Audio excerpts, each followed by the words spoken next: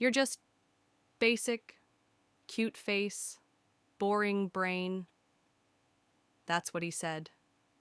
Right there on stage, in front of the crowd, at his brand's first big launch, the cameras flashed, investors filled the room, and they laughed loud. Not because I was wrong, but because they thought I was just a forgotten chapter in his past. I stood in the crowd, silent, still, not a single word. But in my handbag that night was a document he never saw coming. The name he bragged about, Verge, was already on a certificate, filed under my name, signed by me, registered 2 years ago. He called me basic, but now every hoodie he sells pays me first. My name is Emily Torres. I grew up in Santa Fe, New Mexico, where the desert feels like it whispers your name if you stand still long enough. People always assumed I was the artsy type, I guess because I always had a sketchbook in my hand. But it wasn't just about drawing. I collected ideas, words, fonts, logos, things no one else noticed. I didn't just sketch dresses or shoes. I sketched identities, and back then I thought that was enough. I met Drew Hamilton at a networking event during my last year in college. He was the opposite of quiet, loud, confident, always pitching something even if no one was asking. He had charm, and when charm looks you in the eyes and calls your ideas brilliant, it's hard not to lean in. We started dating. He loved how I designed. I loved how he dreamed big. It felt like we were a good mix, my calm, his fire. I'd show him pages from my sketchbooks. Mock-up logos, slogan ideas, even color palettes. He'd light up, like he was watching gold being mined. But I didn't realize then he wasn't admiring the mine. He was calculating the profit. One night, I remember sitting on his couch, flipping through my notebook while he played music in the background. I paused on a page. It was a name I had written in thick black Sharpie, with bold angles and thin serif beneath. Verge. Drew glanced over and raised an eyebrow. Now that sounds strong, he said. I laughed. It just came to me, like the edge of something, the beginning of movement. He nodded slowly. Didn't say much else. But the way he stared at that page, it stayed in my mind longer than it should have. Weeks passed, then months. We drifted. Drew always wanted more attention, more connections, more spotlight, and I just wanted peace. He said I was too soft. I said he was too much. We broke up over coffee, no yelling, just a long pause, and the realization that we had become mismatched puzzle pieces. I moved on, focused on school, finished my degree in intellectual property law. Yes, I was the artist who decided to study law. People found that funny. But I never wanted to be the kind of artist who lost her name, her voice, her rights because someone louder walked into the room, so I made sure I could protect mine. During a quiet winter afternoon in my 3rd year, I submitted a trademark filing. It was a name I hadn't thought about in a while. Verge. I don't even know why I did it. Maybe it was nostalgia. Maybe it was intuition. Maybe it was justice, waiting. I filed the paperwork, designed a basic logo, and stored the original sketch in a safe folder. I didn't tell anyone, not even my friends. It was my quiet moment, my proof that something I made mattered. Years passed. I worked at a small but sharp IP firm in Albuquerque, reviewed patents, filed copyrights, protected small businesses and artists from vultures. Life felt calm, safe. Until one morning while scrolling through my inbox, I saw a name I hadn't seen in years. Verge, a new era of streetwear. The sender, a newsletter from a startup fashion company. I stared at the screen. Then I clicked. My breath caught. Drew. Standing in front of a massive black and white logo. My logo. Smirking. Wearing a bomber jacket with Verge embroidered in a style almost identical to my old sketch. I blinked. My hands trembled slightly. Not from shock, but from something deeper. Violation. He took it. He didn't even change it. I wanted to believe it was coincidence. That maybe someone else thought of the same name. But when I scrolled further into the design story, the founder's letter, the vision statement, it was unmistakable. His words. My lines. He hadn't created a brand. He'd taken a memory and built a castle on it. And he hadn't even knocked on the door. I closed my laptop, sat still, no tears, just quiet. I wasn't angry. Not yet. Because anger, that's loud. And I was done being loud. I was ready to be legal. I didn't plan to show up. Not at first. But something inside me itched, burned. Even when I saw Drew's name splashed across that announcement. It wasn't the fame, not even the nerve. It was the fact that he stood there smiling, wearing my design, saying nothing. So when a mutual friend forwarded me an invite to his Verge official launch event, I didn't hesitate. I clicked RSVP, and I bought a new black dress. Not to impress him, but to remind myself I wasn't the same girl who handed over sketchbooks and called it love. The venue was in downtown Albuquerque, one of those rebranded warehouses with neon lights, cement floors, and far too many people pretending they didn't care they were being watched. Verge banners hung from the ceiling. The logo still mine was stretched 20 feet high. Minimalist? White on black? My exact vision. He hadn't even softened the edges. And there he was. Drew Hamilton, in a fitted suit, microphone in hand, standing beneath my stolen name.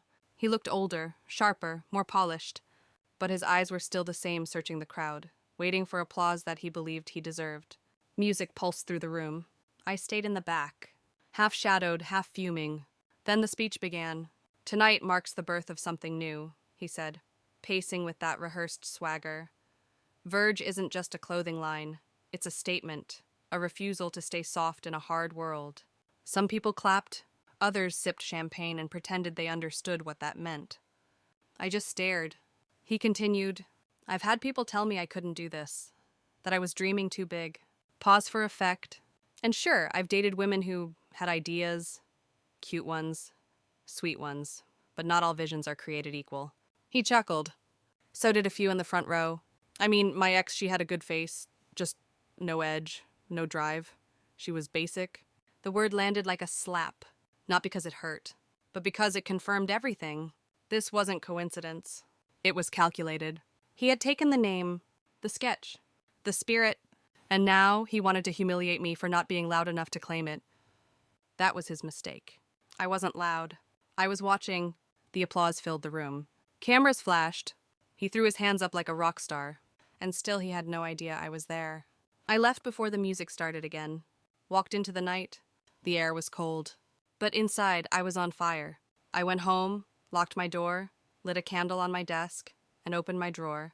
Inside my original sketchbook, the page with the Verge logo had a faint smudge from where I'd pressed too hard on the pen. It was mine. I opened my legal folder. Inside USPTO confirmation documents. Trademark, filed, approved, certified, 2 years ago, under my name. He could launch all he wanted, but he was building a castle on someone else's land. Mine. The next morning, I called my old mentor, Marissa, one of the sharpest trademark attorneys in the state. She listened without interrupting. Then she exhaled slowly and said, "You've got him by the neck." We drafted a cease and desist within the hour. Cited federal trademark law, attached visual evidence, included a high-resolution scan of my original drawing dated and time-stamped, and mailed it directly to Drew's new office. 3 days later, I got a text. "Unknown number. Really, Emily, this is petty. We could have talked." I didn't respond, because I wasn't looking for conversation. I was initiating consequence. Another 3 days passed. Then I got an email from his lawyer, asking if we were open to discussion before things got escalated. I replied with a one-line statement. My terms begin with acknowledgement. Nothing else. The silence stretched for a week. Meanwhile, Drew's launch began to lose steam. People online noticed the similarities. Someone dug up an old Instagram post from years ago where I had sketched a mock-up of the Verge logo. It went semi-viral. Wait, was this her idea? That's awkward. Not him building a brand on stolen love.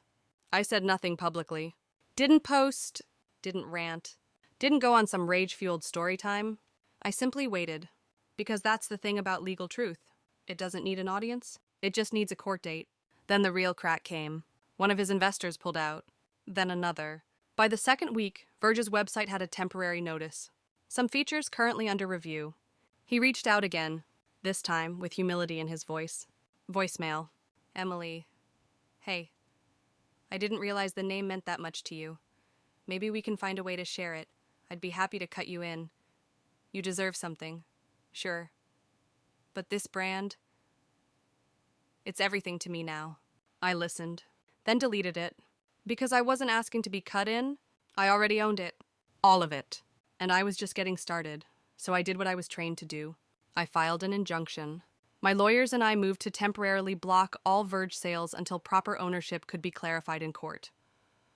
We weren't bluffing, and he knew it. Within 48 hours, Drew's website was fully down. Instagram posts were archived. The hype died quicker than it rose. But it wasn't about killing his momentum. It was about reclaiming mine. You see, this wasn't just about a name or a logo. It was about how many women before me had been called basic. How many had their ideas brushed aside only to see them resurface in someone else's hands, credited to someone louder, someone shinier. I wasn't going to be part of that story. I was going to write the next chapter. Quietly, legally, unapologetically. The media caught on. Articles started circulating. Trademark drama threatens promising startup. Verge under fire from alleged original creator. Ex-girlfriend versus CEO who really owns the brand. I turned down every interview. Because this wasn't about public opinion. It was about legal position. And I held the high ground. By the time the second legal notice was issued, Drew caved. We met formally in a boardroom. No longer lovers. Just two professionals sitting across from each other, divided by documents and decades of difference. He looked tired. His lawyer spoke for him mostly.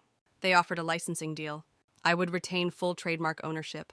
He could continue using the name under my terms, with royalties. A percentage on every sale. Every item branded with Verge would now be part mine. He agreed. Reluctantly, of course. But power doesn't always need to scream. Sometimes it just signs the dotted line and smiles. I walked out of that meeting not with revenge, but with receipts, with dignity, with the weight of being forgotten, finally lifted. And in that moment, I realized something powerful. He called me basic, but from now on, every time his brand sells, he pays tribute to the girl he underestimated. They say revenge is sweet, but this didn't feel like revenge. It felt like justice, slow, deliberate, and wrapped in paperwork. After the settlement, things changed. Not all at once, but steadily. Drew's brand, Verge, continued, but without the loud launch energy. The momentum had cracked. Public trust, once a bonfire, was now flickering candlelight. Meanwhile, I watched in silence, because I wasn't finished. The day after we finalized the licensing agreement, I filed an amendment with the USPTO. I added a secondary trademark, Verge Woman, a sublabel he hadn't thought of, a lane he couldn't occupy, a name I would launch, fully mine. I spent weeks planning nights, weekends, between client calls at the law firm. This time, I wasn't sketching in a journal. I was building a brand with teeth. I hired a friend, Jessica, who specialized in e-commerce strategy. We met every Tuesday in a quiet coffee shop on Central Avenue, scribbling on napkins, whispering in code like spies. Verge Woman wouldn't be just apparel. It would be a platform for every girl who was told she had a pretty face but not enough presence. For every woman who'd been laughed at for dreaming. For every quiet creator who'd been called basic. This brand would wear their stories. And mine.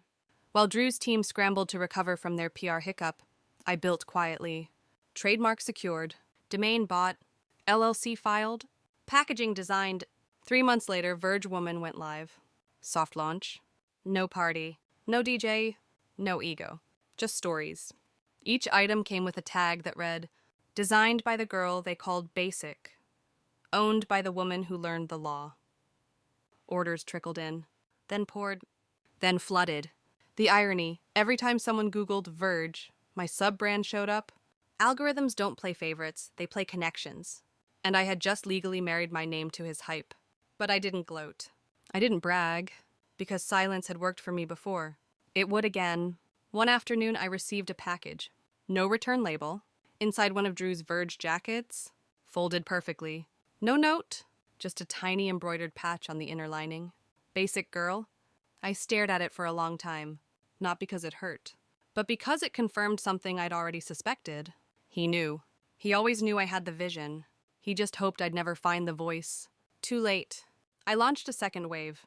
Workwear pieces, tailored, minimal, designed for boardrooms and creative chaos alike. A blazer with hidden pockets. A jumpsuit that stretched with breath. Everything was made for movement because I was done being still. Drew tried to pivot. He started a menswear extension, launched a podcast, changed his logo slightly. But the press always brought up the trademark story. He couldn't run from my name anymore, because I was now printed inside every success he claimed. And I never raised my voice, never posted about him, never dropped receipts on social media, because my receipts were filed with federal agencies, stamped, sealed, untouched by hashtags. It wasn't easy. There were nights I questioned everything, nights I felt like maybe I was too careful, too invisible, too polite. But then I'd look at the orders, the reviews, the notes from customers saying, "Thank you for this." That's when I knew. This wasn't just about Drew. It never was. He was just the spark. But I was the fuel. Verge Woman wasn't built to spite him. It was built because of what he reminded me, that I could either stay silent forever or speak fluently in paperwork. I chose the latter. One evening, I attended a local business awards gala. I didn't expect much. Jessica told me to show up just in case. I wore one of my own designs, a simple black dress with structured shoulders and a golden pin shaped like a check mark. Halfway through the event, my name was called Entrepreneurial Breakthrough of the Year, Emily Torres, Verge Woman. Applause. Spotlight. I walked on stage, calm, centered. When they handed me the plaque, I looked down and smiled. No tears, no tremble, just gravity. Later that night, I saw Drew at the exit. He nodded, half proud, half defeated. I nodded back, not bitter, not angry, just full. Because the girl he called basic, she had built an empire, brick by silent brick. And every trademark along the way bore her name. A few weeks after the gala, a young intern from the office approached me. She had that same look in her eyes I once had, equal parts fear and fire. "Can I ask you something?" she said. I nodded. "How did you not fall apart when they stole from you?" I thought about it, about all the moments I wanted to scream, to break something, to write a 3-page tweet thread and tag everyone involved. But instead, I said, "I didn't fall apart. I just redirected the collapse into construction." She blinked, stunned. I smiled. Because sometimes, the best kind of mentorship isn't instruction, it's example. I took her out for coffee the next day, listened to her pitch, gave her feedback on trademark structure and brand philosophy. She called it brave. I called it preparation. Weeks turned into seasons. Verge Woman expanded into a capsule collection with independent artists, each one a woman who'd been silenced, sidelined, or shamed. We co-designed, we co-owned. The story wasn't just mine anymore. It was ours. Every item had a line of poetry stitched into the hem. One of them read, "I do not raise my voice, I raise my value." And in that line I lived. Drew, he pivoted again. Started consulting, maybe coaching. I didn't keep tabs. Because winning isn't about watching your rival lose. It's about forgetting you ever needed their recognition. I didn't trademark Verge to punish him. I did it because I believed in my instinct. Because I trusted my voice even when it was quiet. And now, that quiet had become currency. I got a letter recently from a girl in Michigan. She said she wore one of our blazers to her interview. Said she walked in taller, got the job, and when the CEO commented on the stitching inside, she looked him in the eye and said, "It's from a woman who turned insult into empire." That's when I knew. He called me basic, but I answered back in trademarks, in silence, and in the bold, unwavering font of ownership. Not long after that letter, I sat alone in my studio surrounded by fabric swatches, contract folders, and mood boards. And I felt something I hadn't felt in years. Peace. Not the kind you get from silence, but the kind that comes from ownership of your voice. Your story, your worth.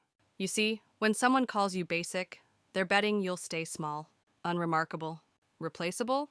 But what they don't realize is that being underestimated is the best foundation for power. Because no one sees you coming.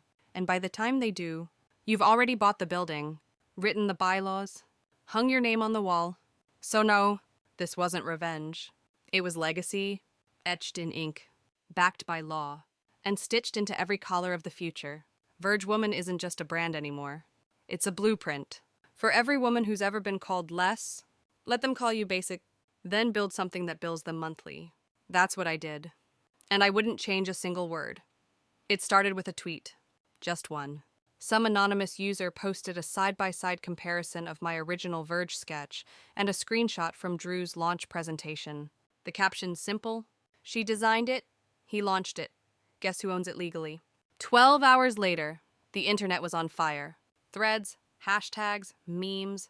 They called it poetic justice. Some called it petty. Others iconic. I didn't say a word, but I watched the storm. It moved faster than any cease and desist letter ever could. Within a day, industry blogs had picked it up. Within 2 mainstream outlets, then a podcast episode dropped the ex who trademarked the brand. They didn't say my name. They didn't need to. My inbox exploded. Old classmates, strangers, fashion students, women from tech, from architecture, from law. I needed to see this today. They've been stealing our brilliance forever. You're our hero, even if you never meant to be. I wasn't trying to go viral. I was trying to breathe. But sometimes your silence speaks louder than their spotlight. And mine roared. Drew, of course, tried to salvage it. He posted a video, arms folded, tight smile, PR scripted remorse oozing from every pixel. I never meant to discredit anyone. This brand has always been about pushing boundaries, not crossing lines. The comments weren't forgiving. Say her name. Pay her royalties. Basic girl owns your business now, huh? Even his supporters grew quiet. That's the thing about truth backed by law. It doesn't flinch. It just waits. And when it arrives, it doesn't ask permission. It serves notice. The legal community was watching too. I got emails from professors I'd never met, asking if they could reference my case in lectures. Firms wanted interviews. Young attorneys wanted internships.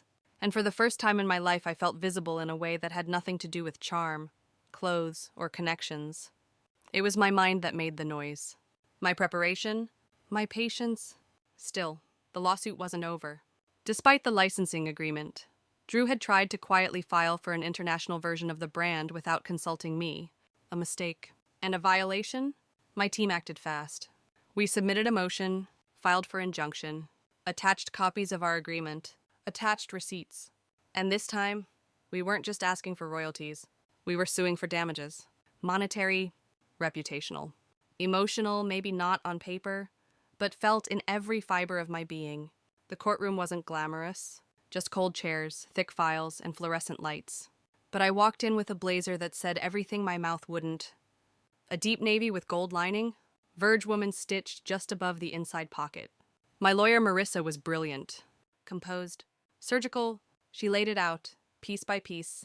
The date I filed, the date he launched, the evidence of design theft, the breach of contract, the intentional deception, and then she pulled out the original sketch. Still in my handwriting, still bearing the tiny coffee stain at the corner from years ago. The judge raised an eyebrow. Drew didn't say much. His lawyer tried to argue intention, tried to say Drew didn't know the full extent. But the document spoke louder. The settlement came 2 weeks later. He would pay damages, sign a public acknowledgement, and agree to a 3-year restriction from trademark expansion without my review. It wasn't jail. It wasn't ruin. But it was justice. Measured, stamped. Final.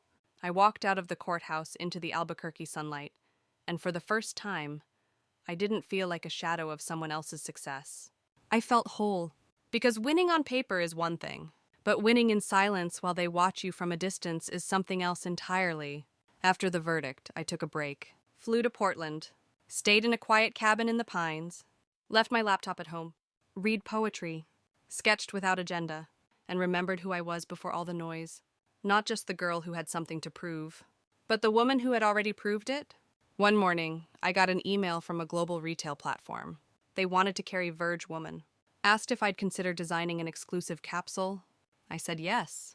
But on one condition, I wanted full creative control. No dilution, no middlemen, just vision, and they agreed.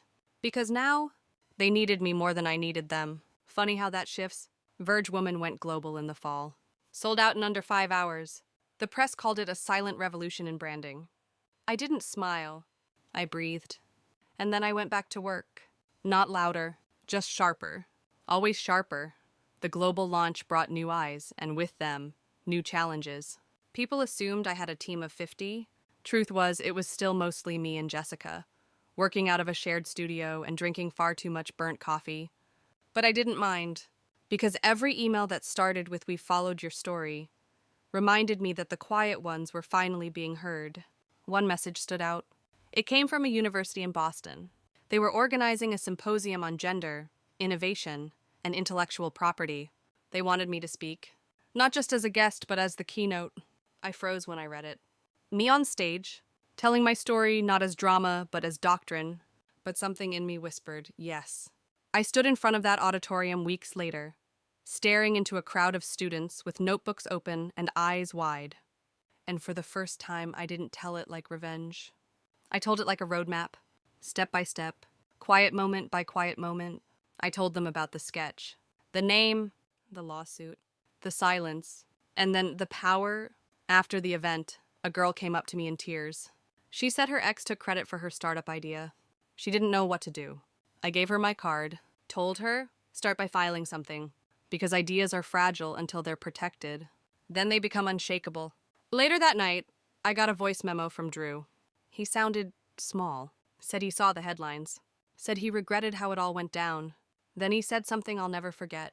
I used to think being loud was power, but maybe it's being undeniable. I didn't reply. There was no point. This wasn't about proving anything to him anymore. It was about becoming the woman who didn't need validation to know her worth.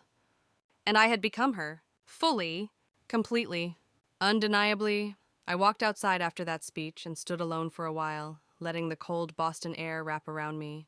I didn't need applause. I didn't need headlines, because I had the one thing I used to chase in every room Drew and I ever walked into, peace rooted in power. And now, whenever someone calls me basic, I don't flinch, because I know better. Basic is a word for people who can't imagine quiet building anything worthwhile.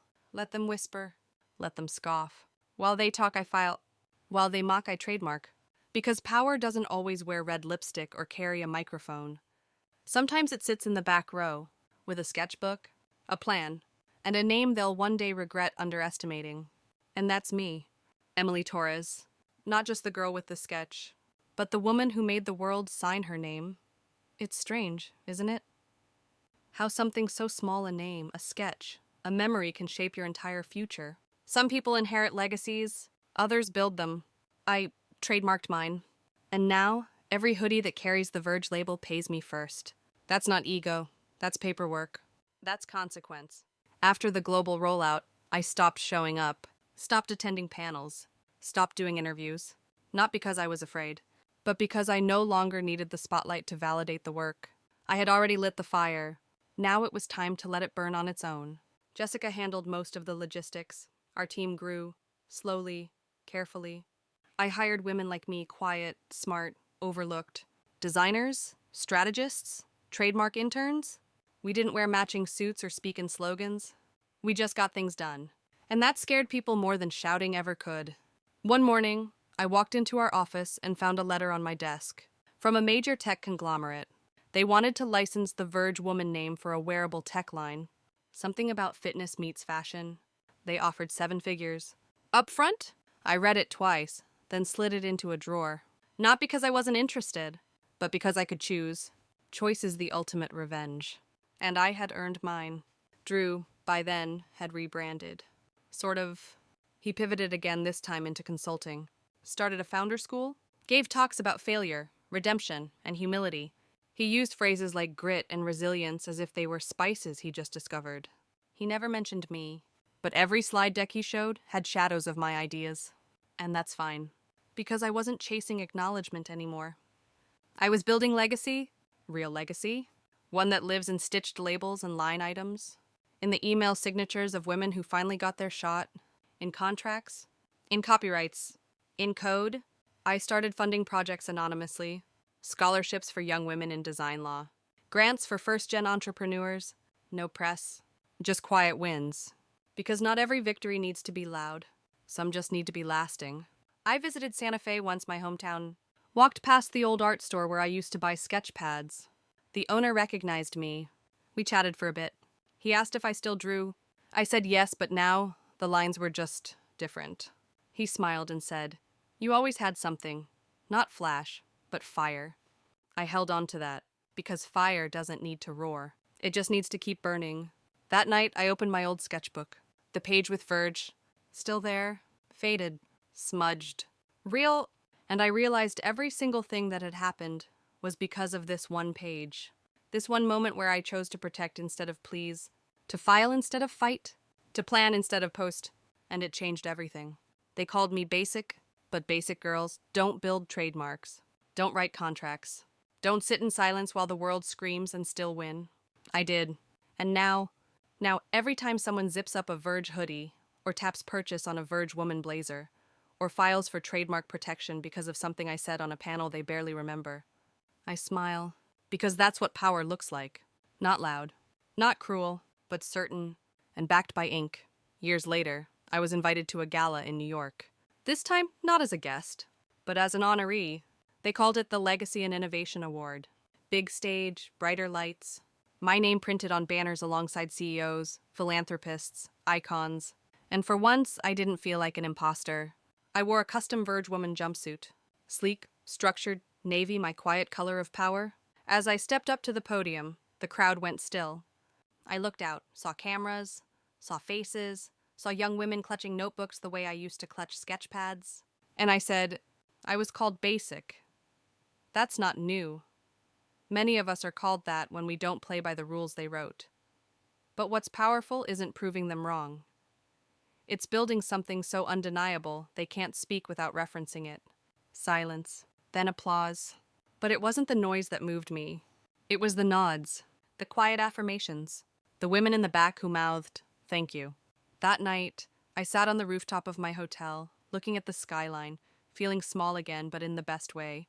Small like a beginning, small like a seed, small like a name in a sketchbook that turned into a force. My phone buzzed. An email. From a woman I'd never met. She said she'd followed my journey for years. Said she'd finally filed her own trademark. Said she'd launched. Said her logo was inspired by mine. And she ended the message with just 3 words. You made space. I read it again. And again. Then closed my eyes. Because that's what this was always about. Not revenge. Not validation. But space. Carving out room for women who don't roar. Who don't fight dirty. Who don't burn bridges. Just build quietly until they own the whole damn street. I'm still that girl. Still sketching. Still filing. Still watching men talk over me in meetings until they realize my name is on the licensing deal. Still underestimated until I sign the final clause. Still basic. Still brilliant. Still here. And the best part, I never had to raise my voice. I just raised the bar. And maybe that's the legacy I never saw coming. Not the brand, not the trademark wins, but the echo, the ripple, the quiet revolution that begins every time a woman chooses to own her name before anyone else can misuse it. I started donating the profits from our limited basic collection to a legal aid foundation for underserved female entrepreneurs. Each hoodie carried the phrase, "Basic never meant powerless." They sold out in 48 hours. The message traveled further than I ever could. Somewhere in Detroit, a single mom wore it to her first business pitch. In Austin, a college student wore it under her graduation gown. In Seoul, in London, in Nairobi, they wore it not because it was trendy, but because it felt like armor. And when people asked, who's behind this? They didn't always say my name. And I was okay with that, because my name was no longer the point. The movement was the reminder that the most powerful kind of revenge isn't loud, isn't cruel, it's calm, legal, unapologetic. It's walking into the room and knowing you don't need to take anything back, because you never gave it away. So yes, he called me basic, but now I get paid every time someone wears his dream, and that's legacy stitched into fabric.